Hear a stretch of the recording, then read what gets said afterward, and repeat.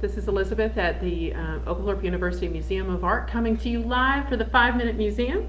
I'm very excited to be here with my colleague John Daniel Tilford, who is socially distancing at the moment, to introduce a piece from, two pieces from our exhibition, Pax Tokugawa, the Great Peace.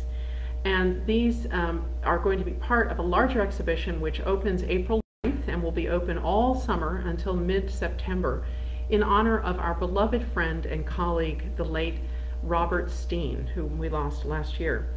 The Pax Tokugawa refers to the last traditional period in Japan between 1603 and 1867, during which there was tremendous peace, growth, and prosperity. I give you my colleague, John Daniel Tilford, who will talk to you about these two pieces. Thank you. Thank you, Elizabeth. Welcome, everyone. We're going to look briefly at two works from this wonderful exhibition that we'll be staging next month. Behind me is the centerpiece of the exhibition. It is a magnificent 18th century Japanese painting in watercolor on fabric, which was then later placed on a later scroll support, which you see in the piece as well. It was painted by the artist San Yu of the Kano School in Japan. The Kano School were a group of artisans and artists who were heavily influenced by much earlier works of art from China, and particularly the Song dynasty. So what's interesting about this piece is that you're seeing a Japanese interpretation of Chinese Song dynasty landscape with magnificent landscape and equestrian elements. The work was acquired by Mr. and Mrs. Billy Lou Hance of Atlanta, Georgia in the 1960s when they were very young newlyweds. They bought very well in Hawaii and in the Far East, and they were buying at a time when wonderful things were still available from Japan.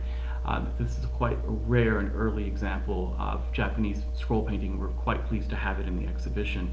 It was first brought to our attention about 5 years ago when Mrs. Hance reached out to me and Elizabeth for conservation inquiry regarding her collection, and when we visited her home, our eyes were immediately drawn to this particular painting, and Mrs. Hance was very gracious in loaning it to an exhibition to the museum a few years ago, at which point Professor Stephen Hirschler's class conducted extensive research on the history of the work of art, and Mrs. Hance was so impressed and pleased by the research that she donated the painting to Oglethorpe University Museum on the spot, and so we're very happy to have it here in the permanent collection.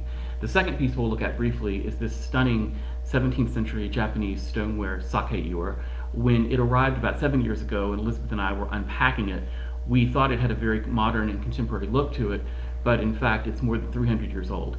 And it's simply one of many pieces, 144 to be exact, that have been donated by Carrie Lee Jacobs Henderson, who is the daughter of John Les Jacobs, a prolific collector here in Atlanta, who at its peak, his collection boasted more than 1,000 works. A number of those works are now in the High Museum here in Atlanta, and we also have an equal share here at Oglethorpe, so it's nice that the collection can live together. So thank you very much, and tune in next time, same place, and we'll be looking at the 14th century Kamakura period Buddha, which was one of the first works to ever be acquired for the permanent collection. Thank you.